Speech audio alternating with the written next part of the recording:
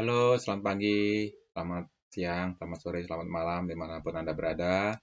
Hari ini kita akan mencoba untuk praktek bagaimana menggunakan SPSS untuk melakukan perhitungan regresi linier. Di sini ada kasus yang harus kita selesaikan, yaitu ingin melihat pengaruh negatif framing, ya, dan kredibilitas sumber terhadap sikap. Di sini variabel X-nya sudah kita dapat, ya, variabel Y-nya sudah kita dapat, ya. Misalnya seperti itu. Data kita kumpulkan, ya, kita coba kita kumpulkan, ya, dengan menggunakan menyebarkan kuesioner.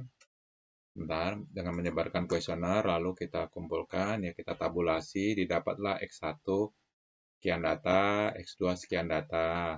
Lalu kita geser ke kanan ini. Nah, kita kumpulkan X1, X2, X dan Y. Jadi ada dua variabel. Di sini data berjumlah 100 data. Nah, bagaimana kita akan mencoba untuk memasukkan ini ke dalam SPSS? Kita coba kita copy saja datanya dulu, ya. Lalu kita buka SPSS, ya. Kebetulan di sini saya sudah buka SPSS, ya. Sebentar, ini saya buat.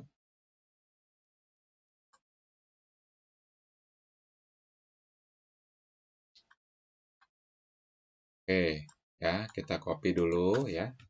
Kita copy, ya. Kita paste, sudah. Lalu variable view-nya kita ubah. Tadi X1 itu ada X1, ya. X1 di sini adalah negatif message framing, ya. Lalu X2 ini tadi apa? Lupa saya. Kredibilitas sumber. Kita tuliskan lagi. X2 ini kredibilitas sumber. Lalu Y ini sikap, ya. Ya, oke, ya. Kita ganti scale semua dulu. Sudah, lalu tinggal kita olah saja datanya dengan SPSS, ya. Tinggal Anda melakukan regresi, ya, linier.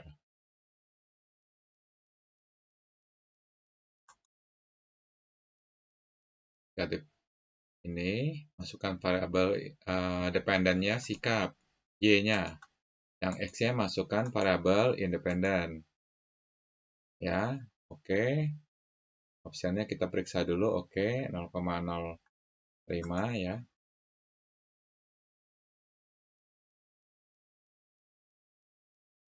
Kita langsung proses untuk melihat hasil regresi liniernya.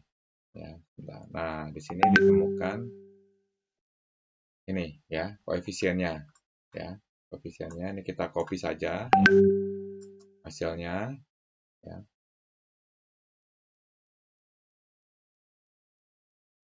Kita copy, kita taruh di sini, ya.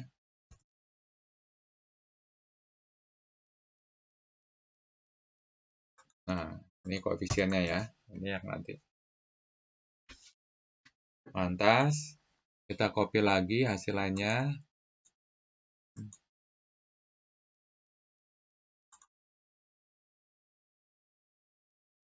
Model summary-nya kita coba copy.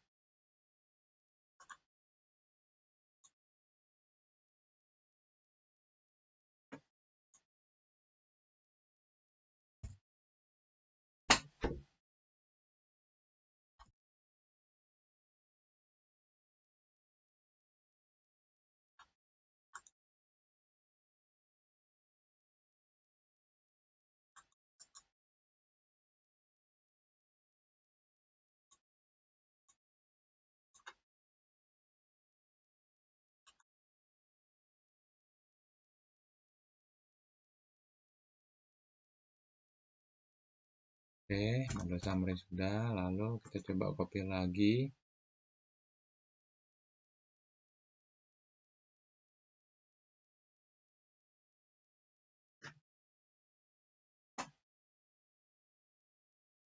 analisis variance ya.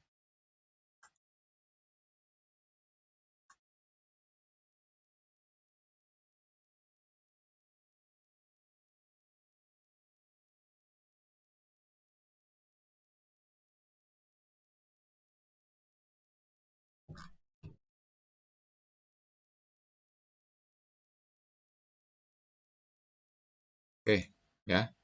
Ini sudah kita copy ya. Dari sini maka kita bisa melihat ya hasil-hasil ini untuk kita analisis ini dalam konteks ini kita tidak memperhatikan uji-uji lain dulu ya. Kita lagi belajar untuk membaca output SPSS secara singkat.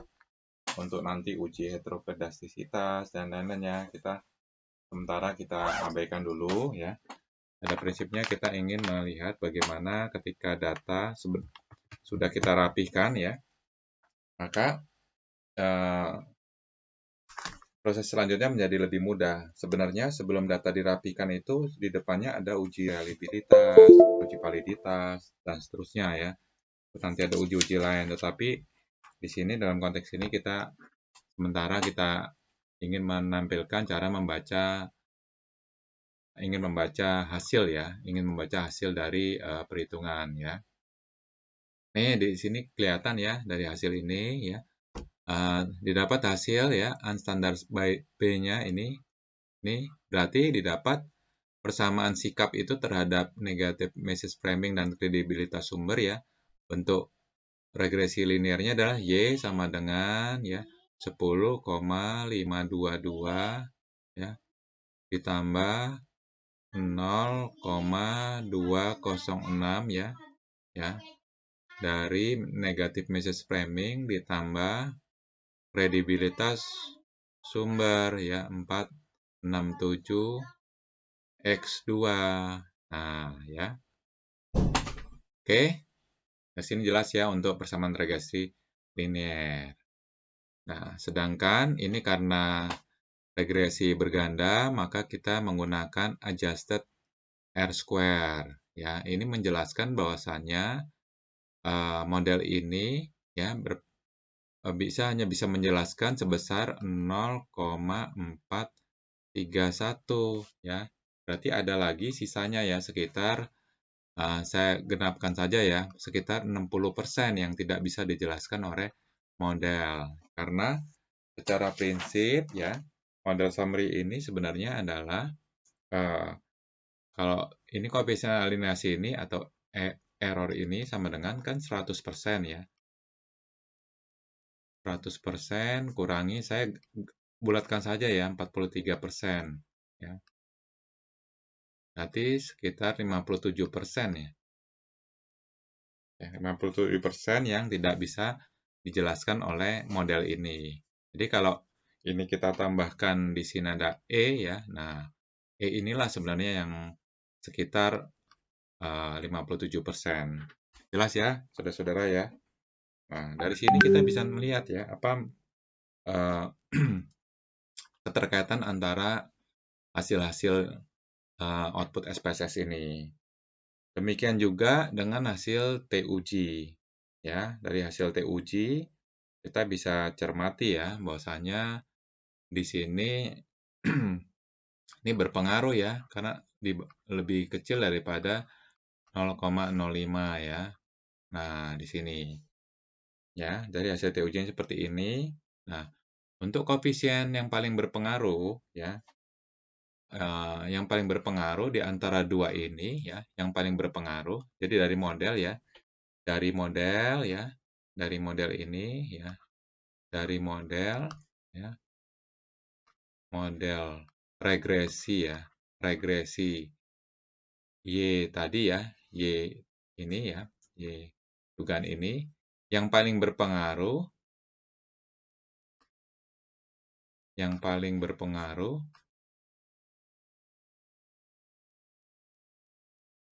adalah Anda perhatikan B ya, ini sama sini sama, tetapi hanya untuk mencermati saja karena khawatirnya nanti ada. Intinya ini kita perhatikan uji beta ini, kita perhatikan ini harus dalam bentuk Anda harga mutlak ya. Kenapa harga mutlak? Karena kita tidak melihat arah, yang kita lihat adalah yang besarnya.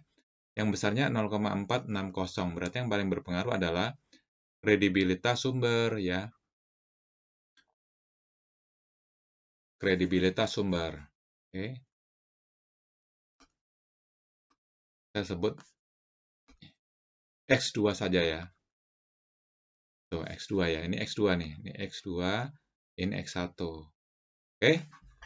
Saudara ya, sudah ya dari sini jelas mengenai membaca model summary ya.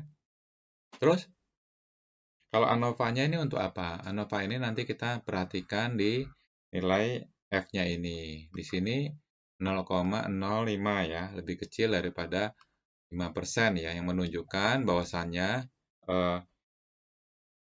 model ini pengaruh simultan ya, X1, X2 ya. Jadi dalam model ini X1 dan X2 ya.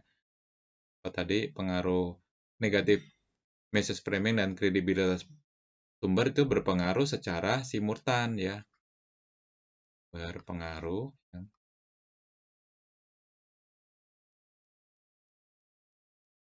secara simultan ya